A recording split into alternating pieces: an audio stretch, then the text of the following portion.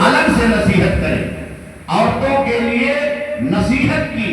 دین سیکھنے کی، ان کی دنیا کو آخرت سے جوڑنے کی مجلس علیحدہ منعقد کی جائے اور مقرر کی جائے. تو جب واعظ کی اور نصیحت کی علیحدہ مجلس منعقد کی جا سکتی ہے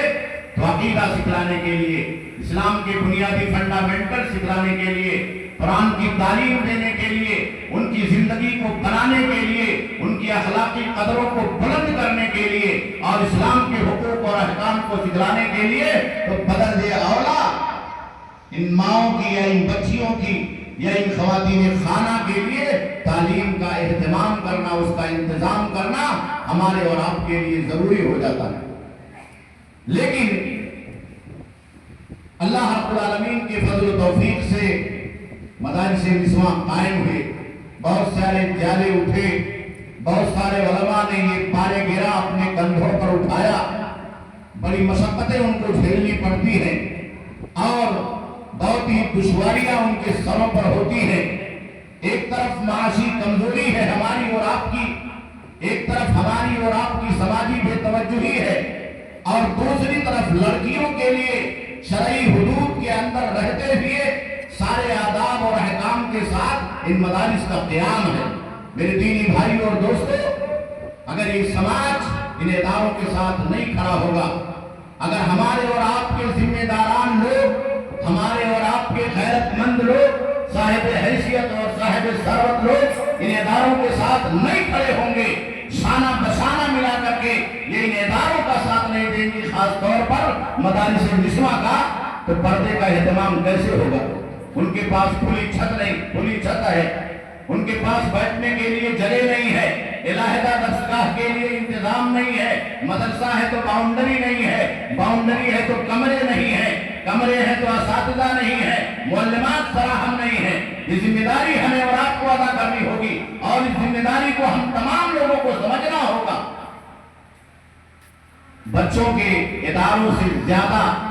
اہتمام اگر ہم نے بچیوں کے اداروں کے ساتھ نہیں دکھلایا، اپنا تعاون ہم نے اور آپ نے نہیں پیش کیا، تو ظاہر سی بات ہے وہ نقصانات ہمیں اور آپ کو اٹھانے ہوں گے جن نقصانات کا تذکرہ ہمارے علماء کر رہے تھے. وہ بے پردگی ہمیں اور آپ کو جھیلنی ہوگی،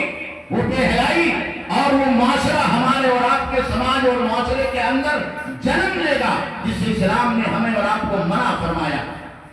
تو یہ بہت ذمہ داری کی بات ہے. اسی لیے اللہ کے نبی صلی اللہ علیہ وسلم نے بیان فرمایا کہ کلکم راع و کلکم مسئول عن رعیتہ. اگر علماء ذمہ دار ہیں اس بات کے لیے کہ وہ بچیوں کی تعلیم کا اہتمام کریں تو پورا سماج ذمہ دار ہے، پوری جماعت ذمہ دار ہے، ایک ایک فرد ذمہ دار ہے کہ ان کے لیے ایسی درسگاہوں کا نظم کیا جائے،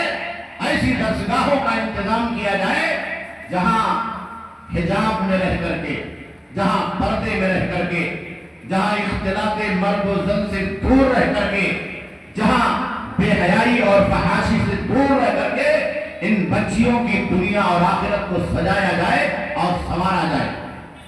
آج آپ دیکھیے بڑے افسوس کے ساتھ کہنا پڑتا ہے. ایک مثال میں آپ کو دیتا ہوں. ہمارے یہاں مدارس میں ثقافتی پروگرام ہوتے ہیں. ثقافتی پروگرام کے نام پر کس طریقے سے ہماری اور آپ کی بچیاں اور نعوذ باللہ بالغ بچیاں، بڑی بچیاں، وہ رونق اسٹیج ہوتی ہیں، ایکشن ڈرامے کیے جاتے ہیں، اسٹیج ڈرامے کیے جاتے ہیں، موسیقی کے لے میں نغمات پڑھے جاتے ہیں. بسا اوقات جو نغمات